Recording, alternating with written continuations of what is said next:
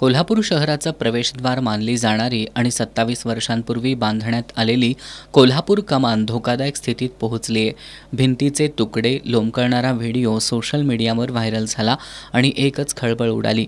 या व्हिडिओनंतर महापालिका प्रशासनाला खडबडून जाग आली.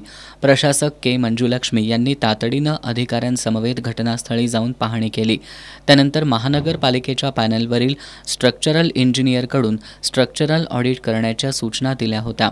त्या सूचनेनुसार यातील अत्यंत धोकादायक असलेला भाग काढून टाकण्यात आला. त्याबरोबर तावडे हॉटेल कमानीच्या आतून गेलेली मुख्य विद्युत वाहिनीची केबल देखील काढण्यात आली. ही कारवाई एक JCB, 2 डंपर, एक बूमच्या साहाय्यानं करण्यात आली. ही कारवाई महापालिकेचे सहाय्यक आयुक्त कृष्णा पाटील, शहर अभियंता रमेश मस्कर, उपशहर अभियंता निवास पवार, स्ट्रक्चरल इंजिनियर प्रशांत आडकर, सहाय्यक अभियंता अमित दळवी, कनिष्ठ अभियंता उमेश बागुल, सर्वेयर श्याम शेटे, दत्ता पारधी आदींनी केली. उर्वरित कमान काढण्याचं काम येत्या 2 दिवसात युद्धपातळीवर करण्यात येणार आहे. यासाठी शहरात येणारी मुख्य महामार्गावरील वाहतूक शहराच्या अन्य मार्गानं वळवण्यात येणार आहे. या परिसरातील अतिक्रमण देखील काढण्यात येणार असल्याची माहिती महापालिका प्रशासनानं दिली आहे.